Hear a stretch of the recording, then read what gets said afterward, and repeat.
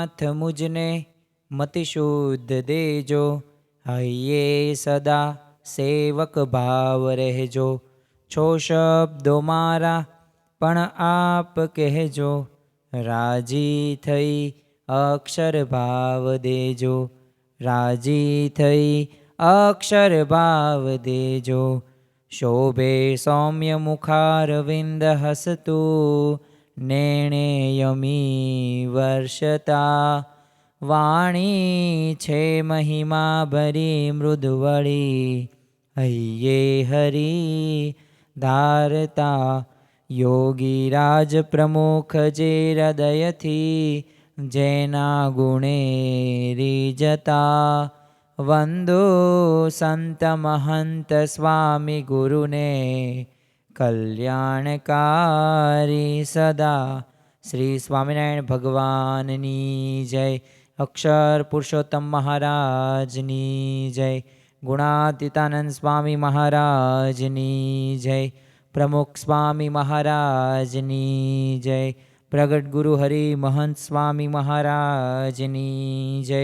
સુરત અક્ષરધામ મહોત્સવની જય. દરેક દિવ્ય હરિભક્તોને જય સ્વામી નારાયણ. શ્રીજી મહારાજ આ પૃથ્વી લોક ઉપર આવ્યા અને તેઓ 49 વર્ષ સુધી આ પૃથ્વી લોક ઉપર રહે છે. પરંતુ તેમનો મુખ્ય ઉદ્દેશ શું હતો?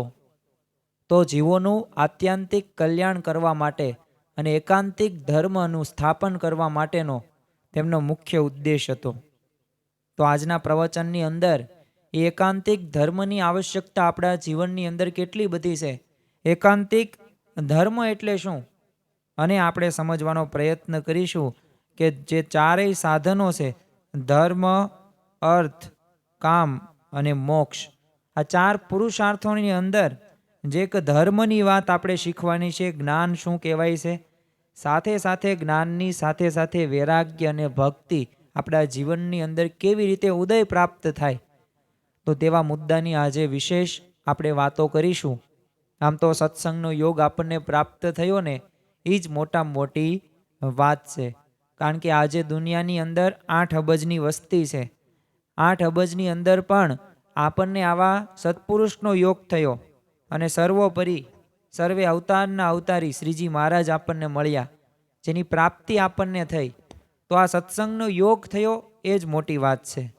એમાંય આપણને પાછા એકાંતિક ધર્મના ધારક અને પ્રગટ ગુણાતીત સત્પુરુષ એટલે કે પ્રગટ ગુરુ હરિ મહંત સ્વામી મહારાજ, એમની પ્રાપ્તિ થઈ. તો આપણે એમને અને ભગવાનને આપણે રાજી કરવા માટે આપણું જીવનનું શું ધ્યેય છે?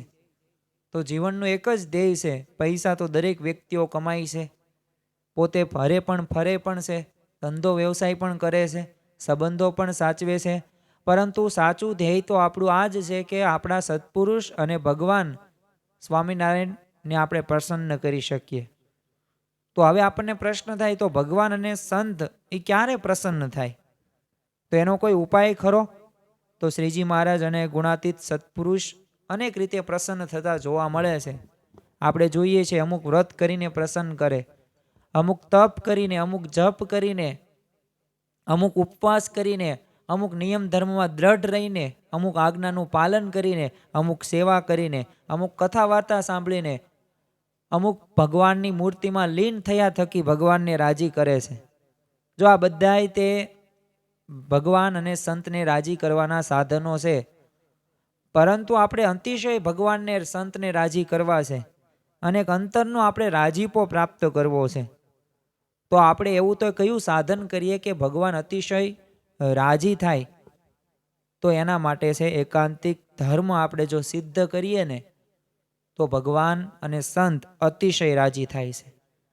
અને આ હું નથી કહેતો, વચનામૃત ગરડા પ્રથમના 21 પ્રમાણે શ્રીજી મહારાજે જ કીધું છે કે એકાંતિક ધર્મ વડે તેઓ અતિશય પ્રસન્ન થયા છે. એટલે એકાંતિક ધર્મ આપણા જીવનની અંદર આપણે સિદ્ધ કરીશું ને તો ભલે આપણે સાધનો ઘણા બધા કરતા હશું, આજ્ઞા અને ઉપાસનાની અંદર પણ આપણે સારધાર રીતે 100% રીતે આપણે એનું પાલન કરતા જોવા મળતા હશું, પરંતુ આ એકાંતિક ધર્મની આવશ્યકતા આપણા જીવનની અંદર આટલી બધી વિશેષ જોવા મળે છે. તારીખ 13/7/2019 રોજ જ્યારે મહંત સ્વામી મહારાજ બોચાસણની અંદર વિરાજમાન હતા, ત્યારે પણ તેઓએ સભાની અંદર આશીર્વચનની અંદર કહેલું કે એકાંતિક ધર્મ સિદ્ધ કરે ને એ અક્ષરધામમાં પામે, નહીં તો લબડે. આવા લબડે એટલે શું? અક્ષરધામમાં જઈ ન શકે. એટલે એકાંતિક ધર્મ આપણે છતાં દેહ સિદ્ધ કરવાનો છે.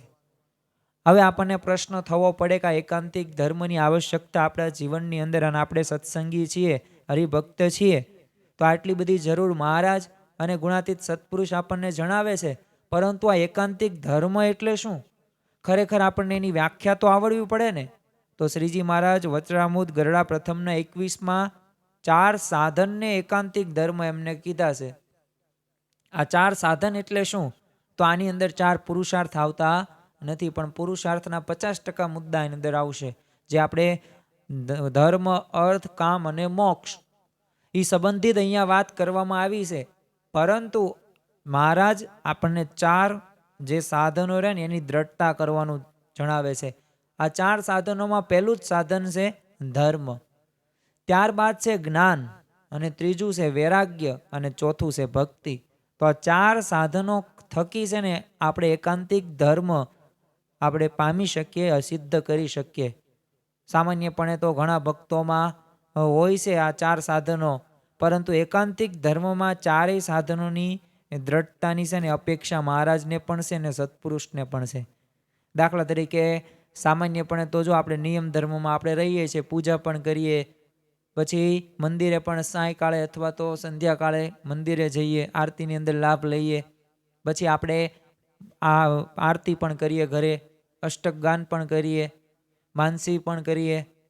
આવા બધા નિયમો આપણે પાળતા હશું, આહાર શુદ્ધિ પણ રાખતા હશું, કુસંગનો ત્યાગ પણ કરતા હશું, વાંચન પણ દેતા હશું, વાંચન પરીક્ષા પણ દેતા હશું.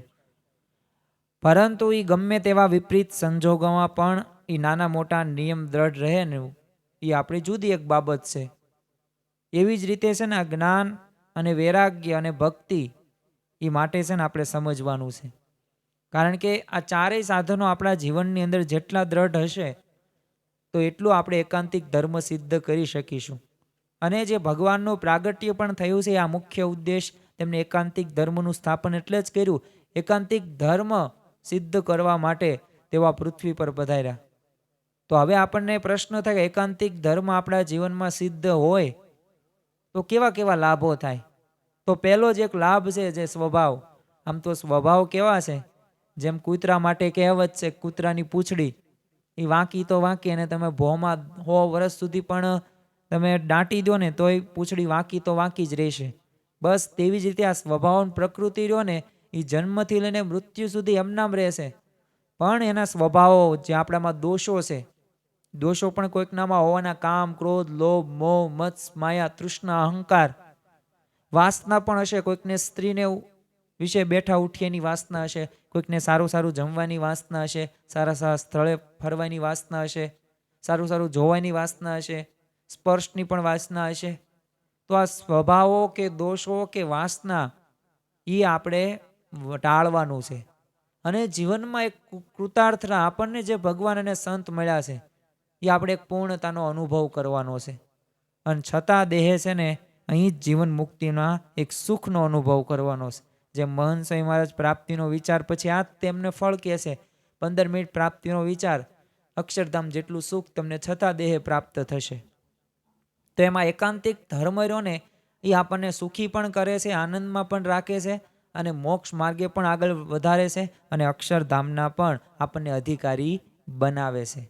તો આ 4 સાધનો આપણે સમજવા એ માટે જરૂરી છે. આપણે આવશ્યકતા તો સમજી, લાભો પણ સમજ્યા, એકાંતિક ધર્મ કોને કહેવાય, એમાં કયા કયા મુદ્દાનો સમાવેશ થાય આ પણ હવે જોયું. હવે પહેલા જ મુદ્દાની આપણે વાત કરીએ કે ધર્મ એટલે શું. તો જો પોતાના જે આશ્રિતો હોય એ ભક્તો ધર્મ પાળે ને એ માટે શ્રીજી મહારાજનો પહેલેથી જ એમનો આગ્રહ રહેતો અત્યંત. અને તેઓ વચનામૃત જેતલપુરના 4માં પણ કહે છે કે મારી બાંધેલી જે ધર્મ મર્યાદામાં તેને જ્યાં સુધી દેવની સ્મૃતિ રહે ને ત્યાં સુધી તમારે સર્વે પ્રકારે પાળવી. જો મહારાજના વાક્યો છે. આપણને ક્યારેક એવું થાય કે લિમિટ શું ધર્મ નિયમ પાળવાની, તો મહારાજ આપણને ચોખ્ખું કહે છે કે મેં જે બાંધેલી જે નિયમ ધર્મ છે, જે મર્યાદા છે ને, તમારો દેહ રહે ને, જેમને સ્મૃતિ રહે ને ત્યાં સુધી નિયમો પાળવાના છે. તો આને ધર્મ કહેવાય. તો આમ આપણે છે ને સર્વે પ્રકારે જે નિયમો આપણને આપવામાં આવ્યા છે, એ પછી કંઠી હોય, પૂજા પંચાંગ હોય, નિત્ય પૂજા હોય, માનસી હોય, આરતી હોય, રવિ સભા હોય કે ઘર સભા હોય, આ બધા નિયમો આપણે સારધાર રીતે પાળવાનું છે. અને તમારો ધર્મ રહ્યો ને એને જ સાચો ધર્મ, એકાંતિક ધર્મ તો જ સિદ્ધ થશે કે આપણું ધર્મવાળું જીવન હશે. જો ભગવાન કોના ઘરે અવતરણ થાય? તો જેમ ઘનશ્યામ પ્રભુ, જેમ ધર્મદેવ અને ભક્તિ માતા, તેમના માતા પિતાનું નામ. તો જો જેના ઘરે ધર્મ હોય અને ભક્તિ હોય તો એના ઘરે જ ભગવાન અવતરે છે. એ એમના નામ ઉપરથી નહીં પણ એમના જીવનની અંદર પણ આ જોવા મળતું. દક્ષિણ ગુજરાતનો તે એક યુવાન હવે સત્સંગની અંદર, યોગની અંદર આવ્યો એટલે એક ઉત્સવ પ્રસંગે એને અભક્ષ્ય ન ખાવું, ટીવી સિનેમાનો ત્યાગ કરવો, આવા બધાય છે ને નિયમો લીધેલા. હવે માછીમાર કુટુંબમાં ઉછરેલ થવાથી હવે પરિવારના સભ્યોને બહુ ગમ્યું નહીં, એટલે એને તો કીધું કે તું આ નિયમો રહેવા દે, આપણે અહીંયા રહેવી છીએ, અહીંયા માછીમારો, આપણે માછલીનો મુખ્ય ખોરાક છે અને ખાવું જ પડે. એટલે બહુ વિરોધ કર્યો. ઘણી વાર તો એને છે ને સૂકો રોટલો આપે 2-3 દિવસનો અને કીધું કે હાલે આજ તે મળશે તને. પણ છતાં પણ આ યુવાને છે ને પ્રમુખ સ્વામી મહારાજ અને મહંત સ્વામી મહારાજની એ પ્રસન્નતા માટે છે ને એને નિયમ ધર્મનો ત્યાગ ન જ કર્યો. તો જો આ નિયમ ધર્મની દ્રઢતા હશે ને તો ગમે તેવી વિપરીત પરિસ્થિતિની અંદર તમે સ્થિર રહી શકીશું. બીજો એક અમદાવાદનો એક પ્રસંગ છે. એક યુવાન પોતે કોલેજની અંદર અભ્યાસ કરે. હવે તે ઘરેથી પોતે રિક્ષામાં પોતે કોલેજ જાય એટલે ત્યાં બ્રિજ આવેલો છે, ત્યાં ઊભેલો હોય છે પણ રિક્ષા કંઈ મળતી નથી. તો એક એની ક્લાસની અંદર જ ભણતી એક યુવતી, હવે યુવતી એક સ્કૂટી ઊભી રાખી અને કીધું કે તું બેસી જા, હું કોલેજ જ જાઉં છું. પરંતુ આ યુવાને કીધું કે નહીં, મારા ગુરુ પ્રમુખ સ્વામી મહારાજે ના પાડી છે એટલે હું નહીં બેસી શકું. અને પોતે રિક્ષામાં કોલેજ જાય છે પણ એ સ્કૂટીમાં એ બેન સાથે બેહતો નથી. અને પ્રમુખ સ્વામી મહારાજ આગળ જ્યારે આ વાત રજૂ થઈ ને ત્યારે પ્રમુખ સ્વામી મહારાજ બહુ રાજી થયા અને કહ્યું કે આવા લફડા બફડામાં પડવું નહીં અને મર્યાદામાં અને સંયમમાં જ રહેવું. એ જ ખરેખર જો પ્રસન્ન થાય છે ભગવાન અને સંત, ધર્મ આપણા જીવનની અંદર હોય છે ને તો આ મહત્વ વિશેષ વધતું જોવા મળે છે. લાખો યુવાનોના દર્શન થાય છે કે જેઓને પોતાના જીવનની અંદર એ સત્પુરુષની આજ્ઞા પ્રમાણે જે નિયમો આપેલા છે સ્વામિનારાયણ ભગવાને, એ નિયમો સારધાર રીતે પાલન કરતા જોવા મળે છે અને એકાંતિક ધર્મની એ એક દોડ, એક રેસની અંદર આગળ વધી રહ્યા છે. અટલાદરા ખાતે BAPS સંસ્થા દ્વારા એક સંચાલિત છાત્રાલય છે. હવે આ છાત્રાલયનો એક યુવાન હવે એના કોલેજના મિત્રો સાથે છે ને આબુ ટૂરનું આયોજન કરવામાં આવેલું હતું. એટલે એની અંદર આબુ ટૂરની અંદર એના મિત્રો સાથે આ યુવાન પણ જાય છે. હવે તેમની સાથે કોઈ પ્રોફેસર કે કોઈ વડીલ હતા નહીં એટલે સ્વાભાવિક છે કોઈ ધ્યાન રાખવાવાળું ન હોય એટલે વર્તન તો એવું થવાનું, બોલાચાલી પણ એવી થવાની. એટલે આ બધા મિત્રોએ નક્કી કર્યું કે હવે આ તકનો આપણે લાભ લેવો જોઈએ.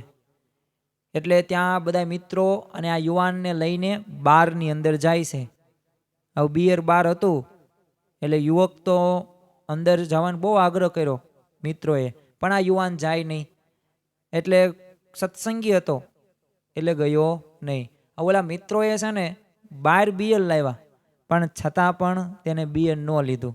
અરે છેલ્લે મિત્રો તો ફ્રૂટ બિયર કીધું કે આ ફ્રૂટ બિયર છે, છતાં પણ આ યુવાને ના જ પાડી દીધી કે ફ્રૂટ બિયર હોય કે કોઈ પણ બિયર હોય, હું સ્વામિનારાયણનો સત્સંગી છું અને મારા ગુરુ મહંત સ્વામી મહારાજ અને નિયમ ધર્મ મૂકીને મારે તેમને છે ને કુરાજી કરવા નથી. અને આ યુવાને ત્યારે ન પીધું તો ન જ પીધું અને આ યુવાન પાછી ટૂર પડતી મૂકીને ઘરે પાછો આવી ગયો. તો જો આવી દ્રઢતા છે ને ઘણા બધા યુવાનોને અત્યારે જોવા મળે છે. તો આ શેના કારણે છે કે અત્યારે પ્રગટ સત્પુરુષ એ આપણને જો એમની જે આજ્ઞા છે, એમના નિયમો છે, એક વચન છે ને આ વચનો અધ્ધરતા ઝીલે છે. બાળકો છે, યુવાનો છે, વડીલો છે, કોઈ પણ સત્સંગી બંધુ ન હોય. સદગુરુ નિષ્કળાનંદ સ્વામીએ પણ સાર સિદ્ધિની અંદર કહ્યું છે કે સુધી સહેલે વાત છે ધર્મ પાળવો દ્રઢ મને, ધર્મ મૂકીને કામ કોઈ કરવું નહીં કોઈ દને. એટલે કે નિષ્કુળાનંદ સ્વામી, આમ તો નિષ્કુળાનંદ સ્વામી પોતે ઘણા બધા ગ્રંથો એમને લખેલા, એક મનગંજન નામનો પણ ગ્રંથ લખેલો છે, 187 કડી એની અંદર વિભાજિત કરવામાં આવી છે, અને એક પરતક મન અને નિજ મનનો સંવાદ આપવામાં આવેલો છે.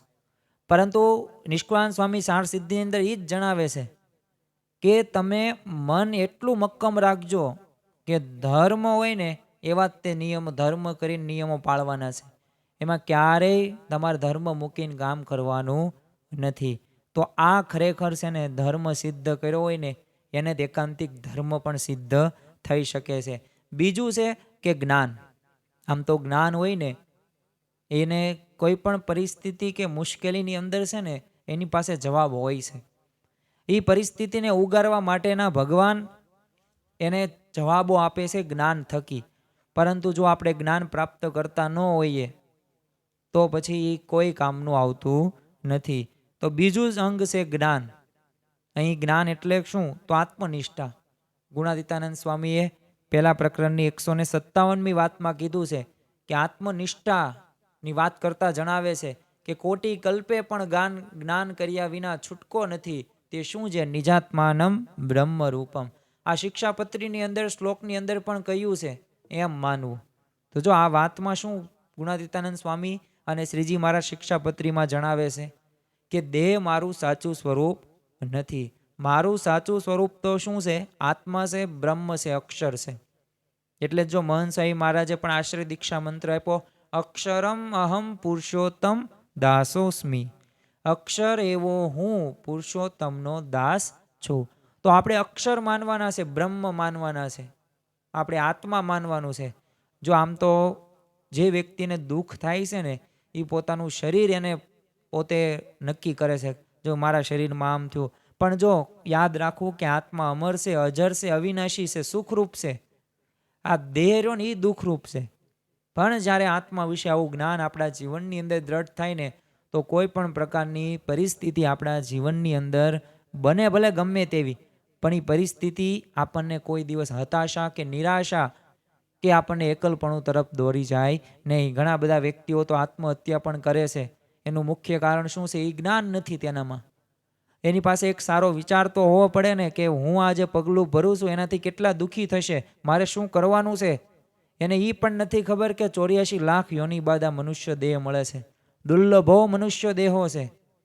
અને જો આ મનુષ્ય દેહને આવી રીતે આપણે છેદન કરી નાખીએ, આપણે પોતે તે આપણે આત્મહત્યા કરી નાખીએ તો આનાથી મોટું બીજું કોઈ પાપ ગણાવ્યું નથી. ગમે તેવું કાર્ય થઈ જાય અનિષ્ટ, છતાં એનો પ્રાયશ્ચિત છે. એની ભૂલ સ્વીકારવા માટે તમે તત્પર હોવા જોઈએ. ભૂલ થઈ ગઈ છે, ઇટ્સ ઓકે, પણ ભૂલ સુધારવા માટેના પ્રયત્નો તમારા દ્વારા થવા પડે. પણ એનો જવાબ મૃત્યુ નથી, આત્મહત્યા નથી. પરંતુ આવું જ્ઞાન ક્યાંથી થશે? આવું જ્ઞાન આપણે આ વાંચન કરીશું ને તો સિદ્ધ થશે. સંતોના પ્રવચનો સાંભળતા હશું ને તો આ જ્ઞાન આપણામાં સહેજે સહેજે આવી જશે. આજે જગતની અંદર જો લોકોને કેટલા બધા પ્રકારના પ્રશ્નો નડે છે, તો એનું મુખ્ય કારણ એ શું છે? આ દેહ ભાવ જ તે. હું ગોરો છું, હું કાળો છું. અમુકને આવા જ પ્રશ્નો કે હું રૂપવાન છું, મને ભગવાને બહુ જ નાક સારું ન આપ્યું, આંખ ન સારી આપી, ગાલ મારા થોડાક સારા નથી આપ્યા, હું છે ને લાંબો છું, ટૂંકો છું, હું ભણેલો છું, હું અભણ છું, હું તો ઉચ્ચ જ્ઞાતિનો છું, હું નિમ્ન જ્ઞાતિનો છું. આવા બધા છે ને આપણે બાહ્ય દ્રષ્ટિએ રીતે છે ને વ્યક્તિને જોઈએ છે, આપણું સ્વરૂપ પણ આપણે એવું જ માનીએ છીએ. પણ આપણું અસલ જે સ્વરૂપ રહીને એ જ્ઞાને કરીને ઓળખાય છે. તો પરિણામે શું થાય છે આપણા જીવનની અંદર? એક ગુરુતા ગ્રંથિ કાં પછી લઘુતા ગ્રંથિ. જો આ બધી ગ્રંથિઓ કેવી છે, એક વખત બંધાઈ જાય ને પછી આપણે જ આપણી જાતને ગમીએ નહીં. એટલે આપણે ગમે ત્યારે આપણી જાતને ધિક્કારીએ જ તે. તો આમાં બંધાઈ જઈએ. જીવનમાં જો અવારનવાર આવતા જે માન હોય, અપમાન હોય, સુખ હોય, દુઃખ હોય, સફળતા, નિષ્ફળતા, આવા પ્રસંગો બનવાના છે.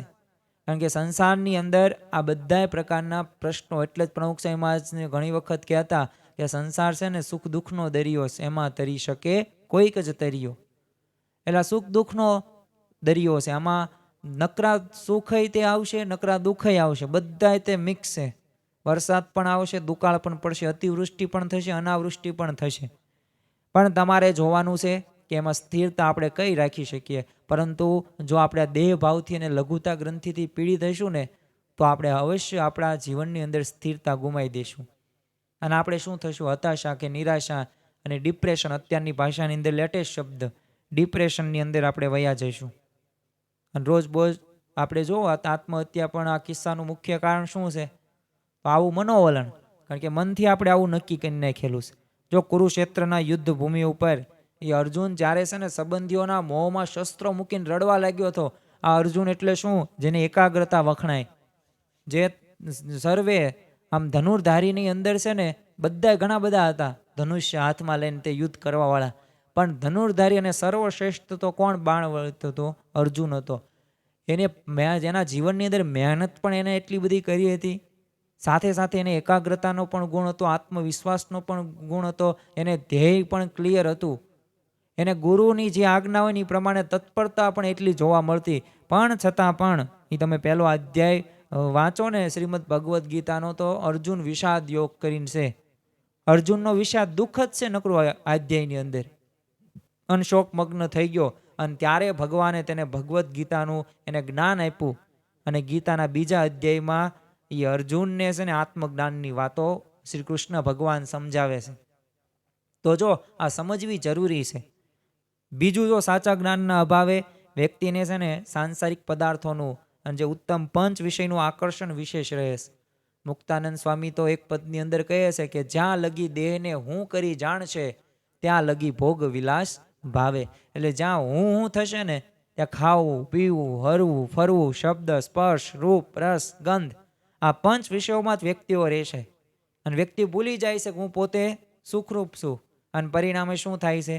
બહાર સુખ માટે એ વલખા મારે છે કે મને સુખ નથી મળતું, મને આ નથી મળ્યું. કોઈને કોઈ વસ્તુ સંપૂર્ણ મળવાની નથી. અરે જ્ઞાન પણ સંપૂર્ણ કોઈ પાસે નથી.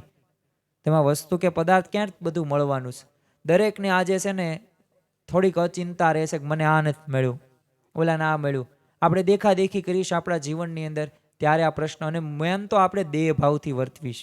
જો આપણું સ્વરૂપ કેવું છે તેનું સ્પષ્ટ જ્ઞાન આપતા શ્રીજી મહારાજ વચનામૃત સાળંગપુરમાં 1 કહે છે કે હું ચૈતન્ય છું ને દેહ જડ છે, અને હું શુદ્ધ છું અને દેહ નરકરૂપ છે. હું અવિનાશી છું અને દેહ નાશવંત છે. હું આનંદરૂપ છું અને દેહ દુઃખરૂપ છે. જો પ્રશ્ન છે ને કોઈ પરિસ્થિતિ કે સંજોગોના કે વસ્તુ મળી ન મળે એના નથી. અમુકને તો લાખો કરોડનું નુકસાન થઈ જાય, પણ છતાં 1% પણ એ સ્થિરતા એ ગુમાવતો નથી. અને અમુકને 10 રૂપિયા ખોવાઈ જાય ને તોય 2 દિવસ જમતો નથી. તો આવું પ્રશ્ન શું પૈસામાં છે? નહીં. પ્રશ્ન છે ને મનની જે આપણી જે વાસ્તવિકતા છે ને સમજણ, એમાં છે. તો બસ સમજણ એટલે શું? જ્ઞાન. જ્ઞાને કરીને આપણે જો એ નિશ્ચય કરી નાખશું ને કે આ બધું તે એક સમય રહેવાનું નથી. અરે તમે અબજો ને આખી દુનિયાનું ધન બધું ભેગું કરી નાખો, એક પાવલી બહાર પણ સાથે તમારા આવે તો મને કહેજો. અરે સંબંધો તમે ગમે તેવા સારા ન રાખો, શું મર્યા પછી સંબંધો કોઈ કામના આવવાના છે? એક પણ સંબંધ તમારી સાથે આવવાનો નથી. કારણ કે અંતકાળે સગું કોઈનું નથી કોઈ. એટલે આપણે આ સમજવાનું છે. અને જેટલા સમજશું ને એટલા જીવનની અંદર આગળ વધીશું. દેવાનંદ સ્વામીએ ઉપદેશના પદોની અંદર એક સરસ મજાનું પદ તેઓ લખે છે. અને એમના કેવા શબ્દો છે, તો ચાલો એ ભજનને પણ માણીએ અને એ એમાં સમજવાનો પ્રયત્ન કરીએ કે માણસે આ પંચ વિષયોની અંદર કેટલો આસક્ત છે ને એને શું કરવાનું છે ને શું નથી કરવાનું. કર પ્રભુ સંગાથે દ્રઢ પ્રીતડી રે, મરી જાવું મેલીને ધન માલ, અંતકાળે સગું નહીં કોયનું રે. સંસ્કારે સંબંધી સર્વે મળ્યા રે, એ છે જૂઠી માયા કેરી જાલ, અંતકાળે સગું નહીં કોયનું રે. તો જો આવી રીતે આપણને જે ભગવાન અને જે સંત મળ્યા છે ને એ સાચા છે. પણ જે સંબંધીઓ છે, ખરેખર એ સંબંધીઓ રહ્યા ને, એ સંબંધીઓ તો એ બસ સંસ્કાર, એટલે કે જે આપણા પૂર્વ સંસ્કાર છે, એ પછી સંચિત કર્મ હોય, પ્રારબ્ધ હોય કે ક્રિયામણ હોય, એ પ્રારબ્ધને અનુસાર આપણને એવા સંબંધીઓ મળ્યા છે. પરંતુ એક પ્રકારની માયા છે, એ સાચા છે નહીં. આગળ આપણે ધન માટે પણ કેવું કરીએ છીએ, તો દેવાનંદ સ્વામી લખે છે, મારું મારું કરીને ધન મેળવ્યું રે, તેમાં તારું નથી તલભાર, અંતકાળે સગું નહીં કોયનું રે. વ્યક્તિ છે ને જીવન જન્મથી લઈને મૃત્યુ સુધી એમ જ કહે છે આ મારું, આ મારું, આ મારું, આ પૈસા મારા, ધન મારું, દોલત મારી, આ સંપત્તિ મારી, આ સત્તા મારી, આવી રીતે મારું મારું કરીને બધું મેળવે છે. પણ ખરેખર છે ને એમાં તારું 1% નથી. કારણ કે અંતકાળે એ કોઈ સગું છે નહીં, એ કોઈ વસ્તુ તારી સાથે નહીં આવે. આગળ આપણે સુખ પણ કેવું છે, તો સુખ સપના જેવું છે સંસારનું રે, તેને જાતા ન લાગે વાર, અંતકાળે સગું નહીં કોયનું રે. સુખ કેવું સપના જેવું છે. આ સુખ આવશે પણ કેવું સપના જેવું, બસ થોડુંક આવશે પણ એને કાંઈ જાતા વાર ન લાગે. દુઃખ પણ આવવાનું જ છે. જો ભગવાન શ્રી કૃષ્ણ ભગવાન હોય, રામ હોય, એ લક્ષ્મણ હોય, કે સ્વામિનારાયણ ભગવાન હોય, કે શાસ્ત્રીજી મહારાજ હોય, કે યોગીજી મહારાજ હોય, કે પ્રમુખ સ્વામી મહારાજ હોય, દરેકના જીવનની અંદર દુઃખ આવ્યું છે, સુખ આવ્યું છે. તો એમ આપણા જીવનની અંદર તે સુખ આવશે, સાથે સાથે દુઃખ પણ આવશે. તો આપણે શું કરવાનું છે? માટે સેવે તું સાચા સંતને રે, તારા ટળશે ત્રિવિધના તાપ, અંતકાળે સગું નહીં કોયનું રે. આપણે તાપ ટાળવા છે ત્રિવિધના. તો ત્રિવિધના તાપ ટાળવા માટે આપણે કોનો સમાગમ કરવાનો છે? તો દેવાનંદ સ્વામી શું કહે છે? એવા સાચા સંતને એટલે સત્પુરુષનો સંગ કરવાનો છે. તો આપણા જીવનની અંદર છે ને એ ત્રિવિધના તાપ ટળી જશે. અને અતિ મોટા પુરુષને આશરે રે, બળે પૂર્વ જન્મના પાપ, અંતકાળે સગું નહીં કોયનું રે. પાપ તો દરેકને બાળવા છે. અલગ અલગ સાધનો પણ કરે છે, દાન કરે, વ્રત કરે, જપ કરે ઇત્યાદિ ઘણું બધું સાધનો કરે છે. પરંતુ મોટા પુરુષને આપણે આશરે જઈએ ને તો આપણે જે પાપ કરેલા છે, જે પૂર્વ જન્મના, એ દરેક પાપની અંદર એ ભસ્મ થઈ જાય છે, બળી જાય છે. અને શું સમજવાનું છે? એવું સમજીને ભજ ભગવાનને રે, સુખકારી સદા ઘન શ્યામ, અંતકાળે સગું નહીં કોયનું રે. ભગવાનને ભજવાના છે. સુખકારી ભગવાનની મૂર્તિ છે, સત્પુરુષના વાક્યો, વચનો, એમના દર્શન. આ સત્પુરુષ અને ભગવાન જે આપણને મળ્યા છે ને એ સાચા છે. તો એ સુખકારી છે. તો એમાં આપણી વૃત્તિ, એમાં આપણું ચિત્ત આપણે એમાં એક કરવાનું છે. અને છેલ્લે દેવાનંદ સ્વામી લખે છે કે દેવાનંદનો વહાલો દુઃખ કાપશે રે, મન વાંછિત પૂરણ કામ, અંતકાળે સગું નહીં કોયનું રે. ભગવાન આપણા દુઃખ કાપશે અને જે આપણે ધાર્યું છે ને મન વાંછિત, એ બધું આપણને મળવા પાત્ર છે. પણ ક્યારે આપણા જીવનની અંદર આવું જ્ઞાન દ્રઢ હોય ને તો વર્તમાન કાળે પણ જો આવા અનેક ભક્તો આ જ્ઞાન વડે છે ને સુખી રહ્યા છે. આ જે કીર્તનની અંદર ઉપદેશના પદની અંદર જે દેવાનંદ સ્વામી લખે છે ને એ પ્રમાણે પોતાનું જીવન જીવે છે. મધ્ય ગુજરાતમાં વસતા એક સત્સંગીની આપણે વાત કરીએ. પોતે આપણે એ પરિવારમાં એક મોટો છે અને સંપ પણ સારો છે. હવે એ પરિવાર એટલો બધો સત્સંગી કે સૌ સત્સંગ નિયમિતપણે કરે, પ્રસંગે પ્રસંગે છે ને તન મન ધન બધાથી ઘણું બધું એમને ઘસાય. નાની મોટી સેવાઓ પરિવારના સભ્યો કરતા રહે. અમુક કાર્યકરો હોય તે અમુક સ્વયંસેવકો બધા સેવામાં જોડાઈ જાય. પણ પરિવારમાં દુઃખો અને આપત્તિઓ પણ ખૂબ આવે. આવું ઘરના સભ્યો નાના મોટા રોગ છે, વળી જે આજે આર્થિક રીતે પણ છે ને મંદી તેજી ચાલ્યા કરે. એકવાર દુકાનમાં આગ લાગી એટલે સ્વાભાવિક છે કે જે વસ્તુઓ મૂકી હોય આ વસ્તુઓ તો બળવાની જ છે. પરંતુ એટલું જ નહીં, મોટું નુકસાન થયું છતાં આખો પરિવાર સમજણથી સુખી છે. હવે જો સ્થાનિક સંતોએ મહંસોઈ મહારાજ સમક્ષ આ પરિવારના એ સભ્યોની સમજણ વિશે વાત કરી એટલે સ્વામીશ્રી બહુ રાજી થઈ ગયા અને કીધું કે સત્સંગ સમજ્યા આને કહેવાય. તો જો આ સમયે પરિવારના એક સભ્યએ સ્વામીશ્રીને પ્રાર્થના પણ કરી, સ્વામી હજુ દુઃખ આપવું હોય ને તો આપજો, પણ છેલ્લો જન્મ કરી દેજો. તો જો આ એકાંતિક ધર્મ સિદ્ધ કર્યો. આને આત્મભાવે આત્મનિષ્ઠા ભાવે વર્ત્યા કહેવાય, દેહરૂપ નહીં. બાકી આ તો કેવું બધું પૈસા કેટલું બધું બળી ગયું હોય.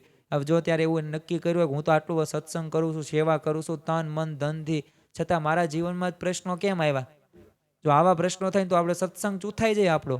પરંતુ આ પરિવારમાં નથી થયું. આ એનું કારણ શું હતું? મહંત સ્વામી મહારાજ કે આને સત્સંગ સમજ્યો કહેવાય. અને સ્વામીશ્રી સમજણથી બહુ રાજી થઈ ગયા. તો જો અનેક વિપરીત પરિસ્થિતિઓના વચ્ચે છે ને જ્ઞાન વડે આપણે સ્થિર અને આપણે સુખી રહી શકીએ છીએ. જો આવું જ્ઞાન છે ને એ સત્પુરુષતાનું એક પ્રસન્નતાનું એક કારણ પણ છે. અને સત્પુરુષને આપણે રાજી કરવા આવ્યા છીએ તો રાજી કરવા માટે આ જ્ઞાન આપણે અવશ્ય મેળવવું જોઈએ. ત્યારબાદનો ત્રીજો મુદ્દો છે કે વૈરાગ્ય.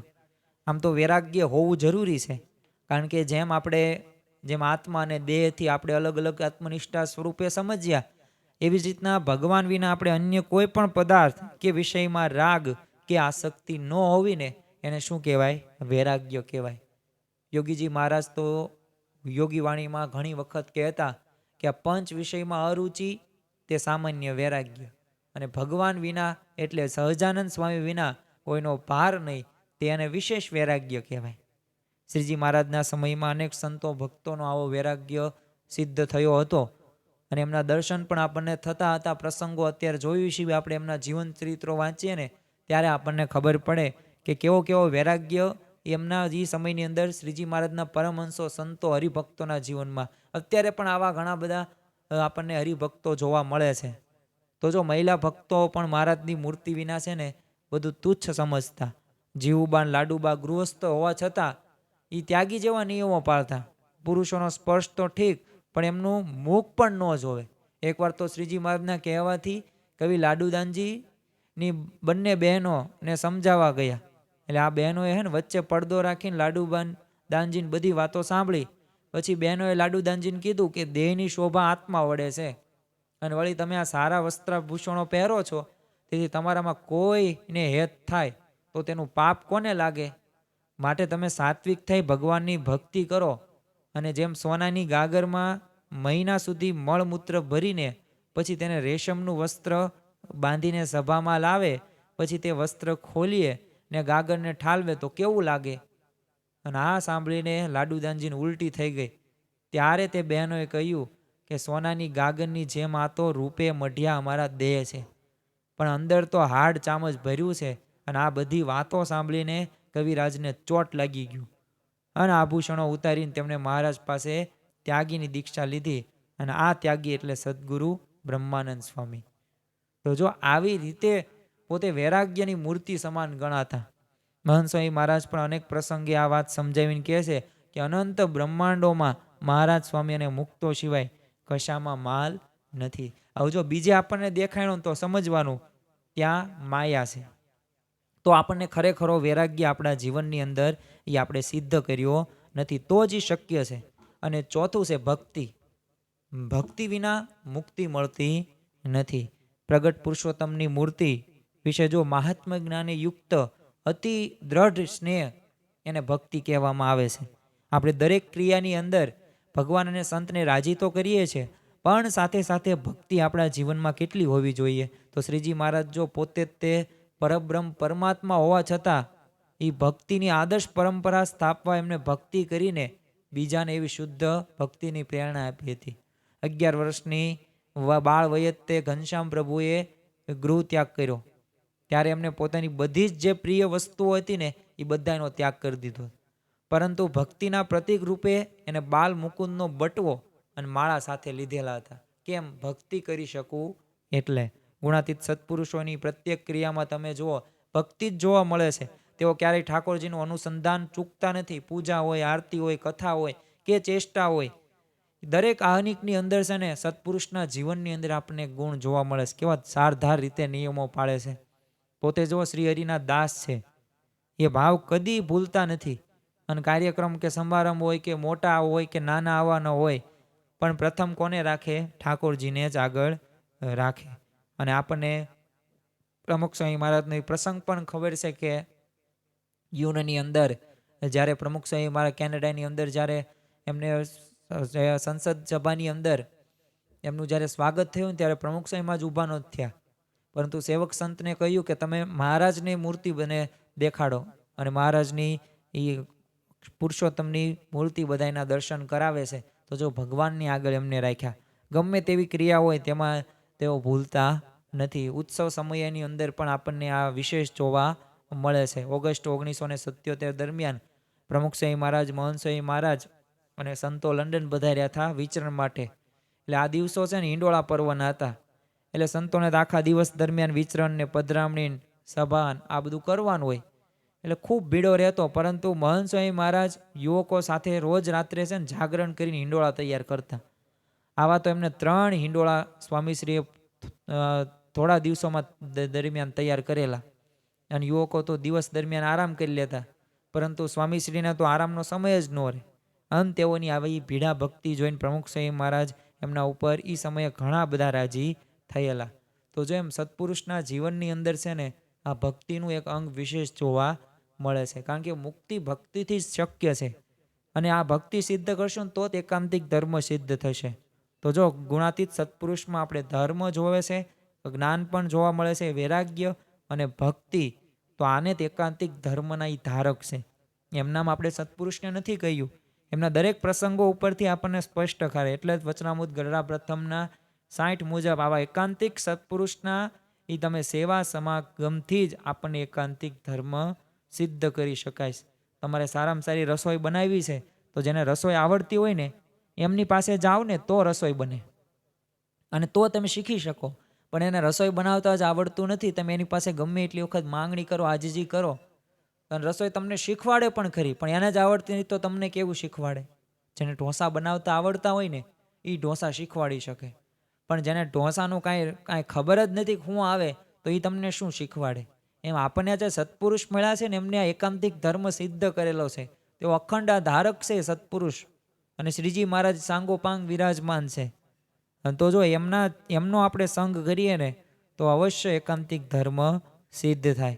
તો આપણા જીવનની અંદર એકાંતિક ધર્મ સિદ્ધ કરવો ખૂબ જરૂરી છે, અને તો જ આપણે છે ને આગળ વધી શકીએ છીએ અને અક્ષરધામમાં જઈ શકીએ છીએ. ફરી વખત એ બોચાસણની અંદર મહંત સ્વામીમાં જે કહ્યું એ આપણે યાદ કરીએ કે એકાંતિક ધર્મ સિદ્ધ કરે ને એ અક્ષરધામમાં પામે, નહીં તો લબડે.